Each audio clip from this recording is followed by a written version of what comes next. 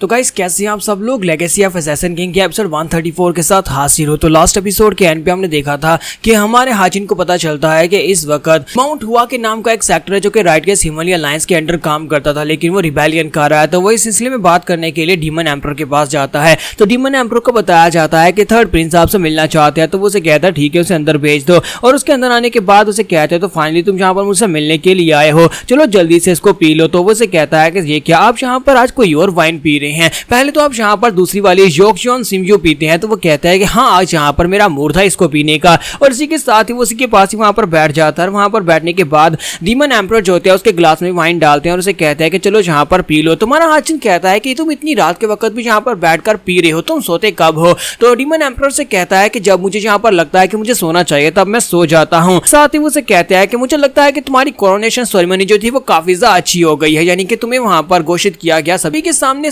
Successor घोषित किया गया है। तो वो कहता है कि हाँ, ये बात तो काफी ज्यादा अच्छी है। मैंने यहाँ पर ज्यादा कुछ भी नहीं किया, मैं तो बस वहाँ पर अपीयर हुआ था और बाकी का सब काम तो वहाँ पर लोगों ने किया था। और उन सभी लोगों ने बहुत ज्यादा मेहनत की और बहुत ज्यादा हार्ड वर्क किया है। इसके साथ ही हमारा हाजिन उसे कहता है कि वहाँ पर आते हुए रास्ते में पहले मैं मिलिट्री ऑफिस में गया था, जहाँ पर जनरल स्ट्रेटेजिस्ट मुझे अपने ऑफिस में लेकर गए थे। तो वो उसे कहता है कि वो जगह हमेशा ही काफी ज्यादा खराब दिखती है। तुम्हारा हाजिन कहता है कि वहाँ पर जाने के बाद जनरल स्ट्रेटेजिस्ट ने मुझे एक पेपर दिया, उन्होंने मुझे बताया कि यहाँ पर कुछ बहुत ही अजीब हो रहा है। तो वो पेपर उसके सामने रखता है। तो डीमन एम्परर उस पेपर को देखते हैं और कहते हैं तो माउंट हुआ के लोग यहाँ पर रिबेलियन कर रहे हैं। ये सब कुछ तो हमेशा से इसी तरह से चलता आ रहा है। तुम्हारा हाजिन कहता है कि आपको पहले से इस बारे में पता था? तो वो कहता है कि नहीं, मुझे इस बारे में नहीं पता था, लेकिन मुझे राइटगेस हिमालय अलायंस के बारे में सब कुछ पता है कि वो किस तरह से काम करते हैं। तो हाजिन कहता है कि इस बात का क्या मतलब है? तो डीमन एम्परर से कहता है कि तुमने मुझे कहा था कि तुमने एक सपना देखा था और उस सपने को पूरा करने के लिए तुम यहाँ पर हिमालय राइटगेस अलायंस और स्टील ब्लड फोर्ट्रेस दोनों को बर्बाद करना चाहते हो। क्या सिर्फ और सिर्फ सपने की वजह से है? जबकि तुम यहाँ पर सेकंड इन कमांड हो, यानी कि अब तुम यंग कल्ट लीडर बन चुके हो। तो मुझे लगता है कि तुम्हें यहाँ पर बाकी की सारी सच्चाई बताने का वक्त आ चुका है। अब मैं तुम्हें बताता हूँ कि हमारे डिमोनिक कल्ट के लोग राइटगेस हिमालय अलायंस से नफरत क्यों करते हैं और राइटगेस हिमालय अलायंस क्या चीज है। और इसी के साथ ही उसे बताते हैं कि आज से 30 साल पहले की बात है। 30 साल पहले यहाँ पर हम लोगों ने अपनी फॉरेन पॉलिसी को चेंज कर दिया था। वो सिर्फ और सिर्फ इसीलिए चेंज किया था ताकि कोई दूसरा हमारे डिमोनिक कल्ट के अंदर आकर हमें टेंटेड ना करे, जिस तरह से मास्टर डैम ने राइटगेस हिमालय अलायंस को टेंटेड किया है, यानी कि उसको पैल्यूटेड किया है। उनका अलायंस लीडर जो है मास्टर डैम, वो एक बहुत ही घटिया इंसान है और बहुत ज्यादा शातिर और बहुत ज्यादा चालाक है। इतना ज्यादा चालाक जितना तुमने कभी सोचा भी नहीं होगा। हालांकि शक्ल से वो बहुत ज्यादा राइटगेस दिखाई देता है, लेकिन अंदर से वो बहुत ज्यादा कमीना और बहुत ज्यादा डेविल है। तो हमारे यहाँ पर डिमोनिक कल्ट के लोग भी डेविल नहीं होंगे जितना ज्यादा वो है। मुझे लगता है कि उसकी सोचरी और उसके जो तरीके थे वो सारे के सारे काम करके इसी वजह से अब वो यहाँ पर उनकी अलायंस का लीडर बन चुका है। तो हमारा हाजिन उनसे कहता है कि क्या वाकई में ऐसी बात है कि आप उसके बारे में इतना कुछ जानते हैं? तो वो कहते हैं कि हाँ, मैं उसके बारे में सब कुछ जानता हूँ। तो हाजिन कहता है कि लेकिन उसका तरीका क्या था, उसने किस तरह से यहाँ पर बाकी के सभी लोगों को बात के लिए मना लिया कि वो सेक्टर का लीडर बन सकता है? तो वो कहते हैं कि उसके पास जो चालाक दिमाग है, उस चालाक दिमाग की मदद से उसने सभी लोगों को यहाँ पर ख्वाहिश के ऊपर लगा दिया। सभी लोगों के मन में यहाँ पर ये डिजायर थी कि वो लोग यहाँ पर और ज्यादा पावर को हासिल करें और वो मिडिल मैन बनकर यहाँ पर सभी के दरमियान में हेरा फेरी करवाता रहा। एक सेक्टर को दूसरे सेक्टर के साथ लड़वाता रहा ताकि उन सभी को यहाँ पर अपने बेनिफिट्स मिलते रहे। और बीच में रहकर वो एक कठपुतली के तौर पर लीडर बन चुका था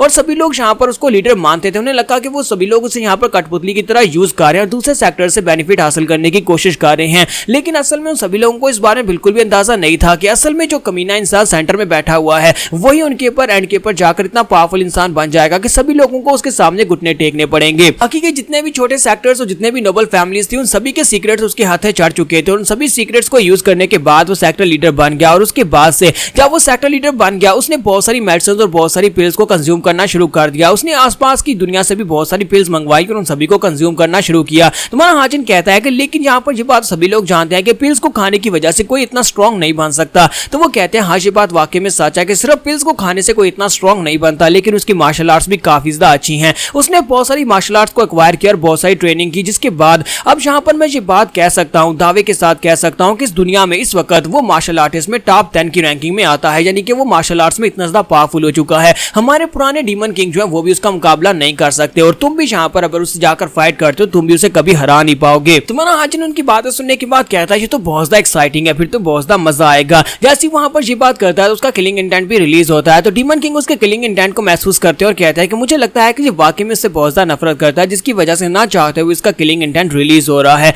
मुझे लगता है कि यहाँ पर इसकी पूरी की पूरी कोर यहाँ पर डिमोनिक हो चुकी है, लेकिन इसके बावजूद जो उसे नफरत करता है तो इसका मतलब यह है कि इसका जो कोई पर्सनल ग्रज है जिसकी वजह से ये उसे मारना चाहता है। तो वो उसे पूछता है कि क्या तुम यहाँ पर से अपनी आर्मी को लेकर माउंट हुआ को यूज करने वाले वाले हो? तो वो कहता है कि हाँ मैं ऐसा ही चाहता हूँ। तो डीमन एम्परर कहता है कि मैं तुम्हें इसकी इजाजत नहीं दूंगा। हाजिन कहता है लेकिन इस बात का क्या मतलब है, मैं अब यंग कल्ट लीडर हूँ, यानी कि मैं आर्मी को यूज कर सकता हूँ। तो वो उसे कहते हैं कि हाँ तुम यूज कर सकते हो, जरा मेरे साथ आओ। और इसी के साथ ही उसे अपने साथ लेकर वहां पर से बाहर की तरफ चलना स्टार्ट करते हैं। तो वो उसे यहाँ पर कुछ समझाने लगे हैं कि तुम यहाँ पर डायरेक्टली किसी के ऊपर इस तरह से अटैक करने के लिए नहीं जा सकते, क्योंकि यहाँ तो तुम्हें ये लगता है कि माउंट हुआ के लोग रिबेलियन कर रहे हैं, लेकिन असल में जो कुछ भी हो रहा है वो सब कुछ मास्टर डैम ही करवा रहा है। वो उसे अपने साथ जजमेंट पवेलियन के अंदर लेकर जाते हैं। तुम्हारा हाजिन कहता है कि जब भी मैं यहाँ पर इस जगह के ऊपर आता हूँ हर बार ये जगह मुझे नई जैसी लगती है, क्योंकि हर बार यहाँ पर सीनरी चेंज हो जाती है। तो वो उसे कहते हैं कि यहाँ की जो इल्यूजनरी फॉर्मेशन है वो बिल्कुल उस जंगल की तरह है जहाँ पर तुम रह कर आए थे। 8 महीने तुमने बैम्बू ट्री जंगल के अंदर गुजारा था और वहाँ की इल्यूजन फॉर्मेशन और यहाँ की इल्यूजन फॉर्मेशन दोनों एक जैसी हैं।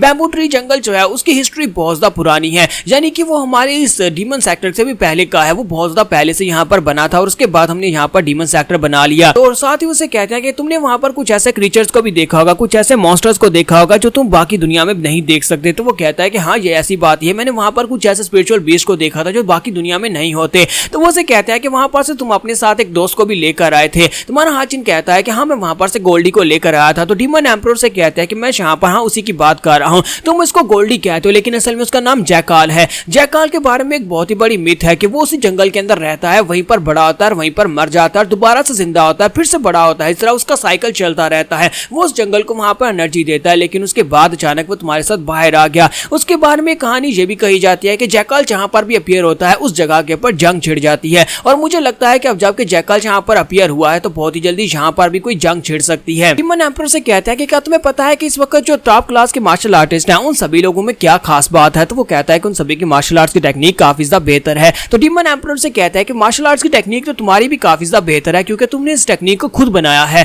तो लेकिन इसमें क्या कमी है? तो वो उसे कहता है कि मुझे नहीं पता। तो मास्टर से कहता है कि उसमें यह कमी है कि उसकी हिस्ट्री नहीं है, यानी कि किसी को तुम्हारी टेक्निक के बारे में कुछ भी नहीं पता कि ये टेक्निक कैसी है, इसी वजह से तुम ज्यादा फेमस नहीं हो। इसी के साथ ही हमारा हाजिन इस बात से काफी हैरान होता है। तो डीमन एम्परर से कहता है कि बाकी के सभी टॉप क्लास के मार्शल आर्टिस्ट इसी वजह से टॉप क्लास के मार्शल आर्टिस्ट कहलाते हैं कि उन सभी के पास अपनी अपनी टेक्निक्स हैं, जबकि तुम यहाँ पर मेरे डिसाइपल हो तो फिर ठीक है, मैं यहाँ पर तुम्हें एक टेक्निक सिखाने वाला हूँ, वो टेक्निक जो कि तुम्हारे पास जिसकी कमी है, जिसकी वजह से तुम यहाँ पर अभी तक ये नहीं पहचाने जाते कि तुम मेरे डिसाइपल हो, क्योंकि तुम डीमन एम्परर के डिसाइपल और साथ ही तुम अगले कल्ट लीडर बनने वाले, तो तुम्हारे पास ये वाली टेक्निक तो जरूर होनी चाहिए। इसी के साथ ही डीमन एम्परर वहां पर अपनी स्पेशल टेक्निक को रिलीज करते हैं जो कि उनकी अपनी खास टेक्निक होती है, जिसे सॉवरियन डीमन एम्परर टेक्निक कहते हैं। तो वो कहते हैं कि अब यहाँ पर मैं इस टेक्निक को तुम्हें मास्टर करवाने वाला हूँ। तुम्हें इस टेक्निक को सीखने के बाद कोई भी यहाँ पर तुम्हें देखने के बाद ही कह सकता है कि तुम यहाँ पर डीमन कल्ट लीडर के ही डिसाइपल हो। यहाँ पर हम लोग अपनी एपिसोड 134 का एंड करेंगे। तो एपिसोड की एक्सप्लेनेशन अच्छी लगी हो तो कमेंट करके जरूर बताइएगा, वीडियो को लाइक करना मत भूलिएगा।